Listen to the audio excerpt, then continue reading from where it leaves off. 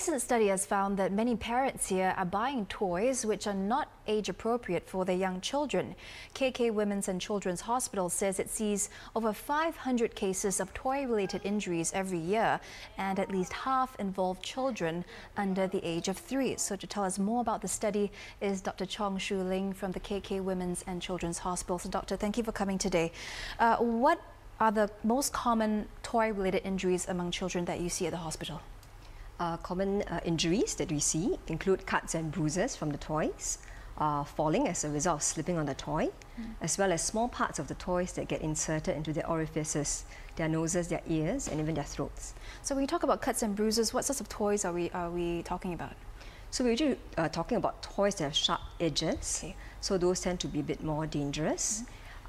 Even parts that are small that can be plucked off toys and therefore can be put into wrong places. Right. So these are things to watch out for. Put it into the nose cavity or the ear cavity? That's right. Okay.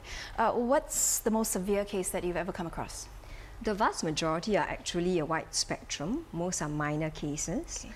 But on the occasion, if the child sustains a fracture that is severe enough to require operative reduction, this child may even require to go to operating theatre and inpatient stay as well.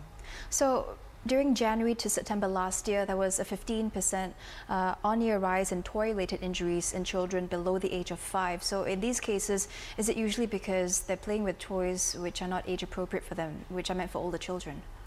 The 15% increase we postulate could be due to a few reasons. The first being that the toy-related injuries are actually on the rise, but it also could be because parents are more aware after the injuries and they want to bring their children in for review. Well, you did a survey on toy selection. All right, so it showed parents read the labels on the toys, on the packaging, but 92% would still buy toys which are not age appropriate. What are the reasons? The top two reasons cited were, firstly, they thought that the toy could actually benefit their child educationally. The other was that they thought the child was ahead developmentally and therefore could play with a toy that was suitable for an older child.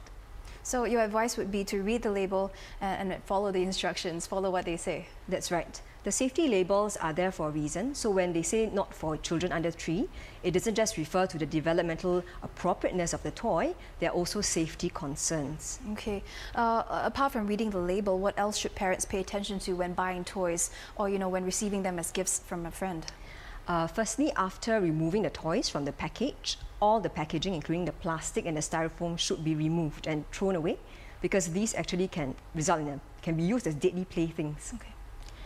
Also, even after the toy is being used, the toy should be regularly inspected because they can wear down, they can break, and play should be supervised because something as simple as a balloon, if uninflated or with a long cord, can also result in strangulation and other injuries. Okay, so perhaps an idea of maybe 3 things that parents should do before buying a toy and 3 things that they should do after.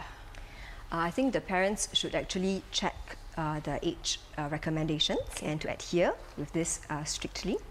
Also, even after buying the toy, as mentioned previously, they should be regularly monitored and checked for sharp edges or broken parts.